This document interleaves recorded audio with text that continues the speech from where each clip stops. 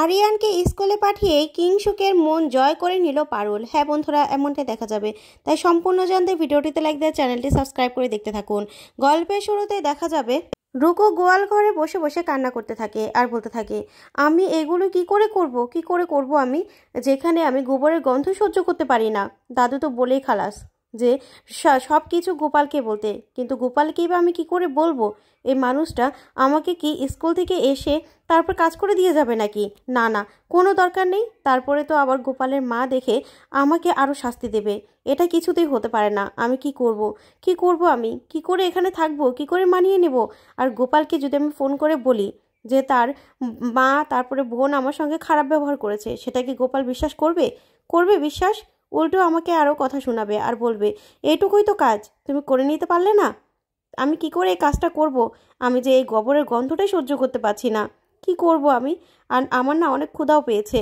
কি করব আমি তো এই কাজটুকু শেষ না করলে খাবারও পাবো না। এই বলেই রুকু বসে বসে কাঁদতে থাকে। ঠিক তখনই রুকু দেখতে পায় রুকুর মতো শাড়ি পরা কেউ একজন এসে গোবর কাটতে থাকে। যা দেখে রুকু চমকে যায়, বলতে থাকে, এ কি, আপনি কে? আপনি তো রানু নন, তাহলে কে আপনি? আমাকে হেল্প করছেন? কিন্তু ওইদিকে গোপাল কোনো কথাই বলে না, ইশারা দিয়ে চুপ করতে বলে রুকুকে। ওইদিকে দেখা যাবে ভাদু আর ভাদুর কাকিমা সবটা দাঁড়িয়ে দাঁড়িয়ে দেখতে থাকে আর বলতে থাকে, দেখেছো, কাজ করছে এমনভাবে কাজ করছে না, আজকে সারা দিন লেগে যাবে ওর এই গোয়াল কাটতে কাটতে। একদম বেশ হয়েছে, উচিত শিক্ষা হয়েছে। ওইদিকে দেখা যাবে গোপাল রুকুর সব কাজ করে দিতে থাকে। অন্যদিকে দেখা যাবে কিংশুক সুস্নাতুর সব কাণ্ডের কথা শুনে হাসতে থাকে। তখনই পারুল আর রায়ান অবাক হয়ে তাকিয়ে থাকে আর বলতে থাকে, স্যার আপনি হাসছেন কেন? আপনি ডিলটা করবেন তো স্যার, ডিলটা করবেন তো? তখনই কিংশুক বলতে থাকে, ওই সুস্নাতুর কথাই ভাবছি, ও নিজে না পেরে এখন তোমাদেরকে ইউজ করছে, তাই তো? আমার তো হাতে পায়ে ধরা বাকি রেখেছিল, কিন্তু ওর সঙ্গে আমি কোনোদিনও ডিল করব না। ও আমার অনেক ক্ষতি করেছে, ওর জন্য আমাকে অনেক সাফার করতে হয়েছে। কিছুতেই আমি ডিলটা করব না। যা শুনে পারুল আর রায়ান চমকে যায়। তখন পারুল বলতে থাকে, স্যার আপনি তো বুঝতেই পারছেন, অনেক ঠেকায় পড়ে আপনার কাছে এসেছি, অনেক বিপদে পড়েছি আমরা। প্লিজ আমাদের হেল্প করুন। ঠিক তখনই কিংশুক বলতে থাকে, দেখো, তোমরা তো এখনো বুঝতে পারছো না, এই তোমরা যে আমাকে অনুরোধটা করছো না, এটা একটা অবান্তর অনুরোধ, বুঝতে পেরেছো? তোমরা তো এখন বুঝতে পারছো না। তোমরা 2 বছর চাকরি করো, চাকরিতে জয়েন হও, 2 বছর চাকরি করো, তারপরে বুঝতে পারবে এই যে এখন যে অনুরোধটা করছো এটা কতটা অবাস্তব। এটা কিছুতেই সম্ভব নয়, বুঝতে পেরেছো? আমি কিছুতেই ওর সঙ্গে ডিল করব না, কিছুতেই না। তখন এই কথা শুনে পারুল বলতে থাকে, স্যার প্লিজ আপনার কাছে আমি অনুরোধ করছি, আপনি প্লিজ আমাদের হেল্প করুন। আমরা অনেক কষ্টে পড়ে, আমরা অনেক বিপদে পড়ে আপনার কাছে এসেছি। তখনই কিংশুক বলতে থাকে, দেখো, তোমাদের কথাবার্তা আমার কাছে অনেক ভালো লেগেছে। তোমরা যে সাহস করে এত দূর আমার সঙ্গে কথা বলতে এসেছো, সেটা দেখে আমি ইমপ্রেস হয়েছি। তোমরা MBA শেষ করে আমার সঙ্গে কিন্তু চাকরির জন্য অবশ্যই যোগাযোগ করবে। তখন পারুল বলতে থাকে, সেটা না হয় করবো স্যার, কিন্তু প্লিজ আমাদের অনুরোধটা রাখুন, আপনি ডিলটা সাইন করে দিন। তখনই কিংশুক বলতে থাকে, না, এটা কোনোদিনও সম্ভব নয়। আর তোমরা শুধু চা খাচ্ছ কেন? ওদের কুকি দাও না। তারপরেই দেখা যাবে পারুল বলতে থাকে, না না স্যার, আমরা কিছু খাবো না। তখন কিংশুক বলতে থাকে, দেখো, আমি বড় জোর তোমার জামাইবাবুকে আমার কোম্পানিতে চাকরি দিয়ে হেল্প করতে পারি, তবে ইন্টারভিউতে পাশ করতে হবে, বুঝতে পেরেছো? তখন রায়ান এই কথা শুনেই চমকে যায়। ওইদিকে দেখা যাবে কিংশুকের ওয়াইফ ফোন করে বলতে থাকে, তুমি খবর নিয়েছো আরিয়ান কি স্কুলে গেছে? তখন কিংশুক বলতে থাকে, না না, আসলে আমি একটা জরুরি মিটিংয়ে পড়ে গেছিলাম তো মনে ছিল না, দাঁড়াও আমি এখনই খবর নিচ্ছি। তখনই কিংশুকের বউ কিংশুকের সাথে অনেক খারাপ ব্যবহার করতে থাকে আর বলতে থাকে, একটা দিন শুধুমাত্র তোমাকে আমি দায়িত্ব দিয়েছিলাম, সেই দায়িত্বটা পালন করতে পারছো না। তুমি এত বড় একটা অফিস কি করে সামলাও, সেটা তো বুঝতে পারছি না। তখন কিংশুক বলতে থাকে, দেখো এরকম করছো কেন? ফোন করছি তো, এখনই কারার সঙ্গে আমি যোগাযোগ করছি, তুমি চিন্তা করো না। তখনই কিংশুকের বউ বলতে থাকে, শোনো, এই ক্লাস টেস্টটা না আরিয়ানের জন্য খুবই জরুরি, তুমি যে করেই হোক আরিয়ানকে এখনই স্কুলে পাঠানোর ব্যবস্থা করো। তখন কিংশুক বলে, হ্যাঁ পাঠাচ্ছি। ওইদিকে পারুল আর আয়ান সবটা শুনতে থাকে। তারপর দেখা যাবে কিংশুক কারাকে ফোন করে।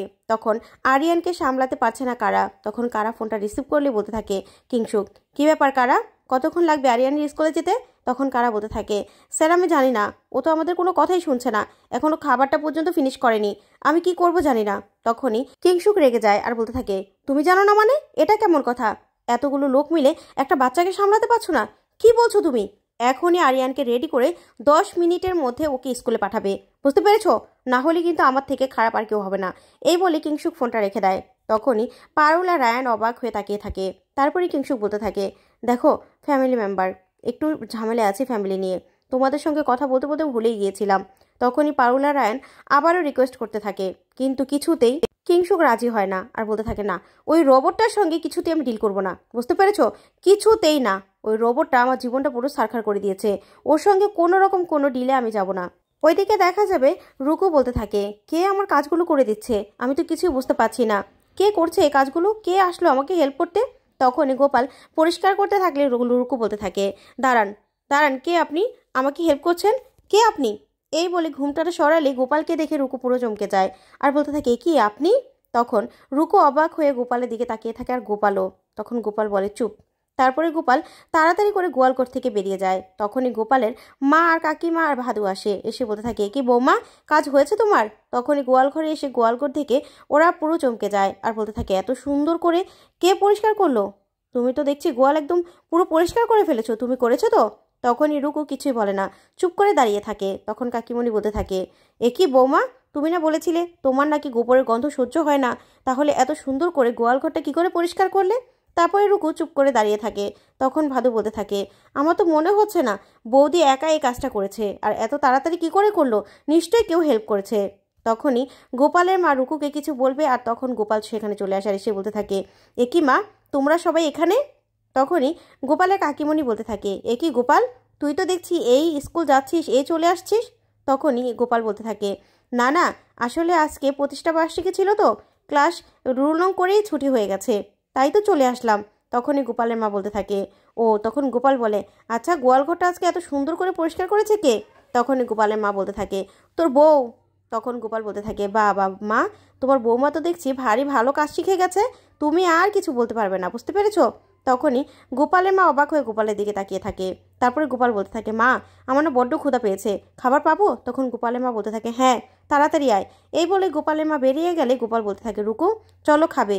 তখনই গোপালের কাকিমণি গোপালের কাছে গিয়ে বলতে থাকে, কি গোপাল, তোর বউ গোয়াল পরিষ্কার করলো, অথচ গন্ধ বেরোচ্ছে তোর শরীর থেকে কেন? তখন গোপাল বলতে থাকে, কাকিমণি, তুমি যে কি বলো না, আমি তো সারাদিন চাষা বসাদের সঙ্গে কাজ করি, তাই হয়তো বা আমার শরীরে গন্ধ আসছে। আচ্ছা রুকু, চলো তো। এই বলে রুকুকে নিয়ে গোপাল সেখান থেকে চলে যায়। ওইদিকে দেখা যাবে ভাদুকে কাকিমণি বলতে থাকে, ভাদু বুঝেছিস, আমার মনে হচ্ছে কিছু একটা তো ঘটেছে, বৌমা এত তাড়াতাড়ি গোয়াটা কি করে করলো? তখন ভাদু বলতে থাকে, আমারও মনে হচ্ছে কাকিমণি, কিন্তু ধরতে পারছি না। ওইদিকে দেখা যাবে কিংশুকের বউ ফোন করে আরও যাতা কথা বলে আর বলতে থাকে, তুমি কারাকে কি বলেছো? হ্যাঁ, কারাকে কি বলেছো? এখন কারা চাকরি ছেড়ে দেবে বলছে, বুঝতে পেরেছো?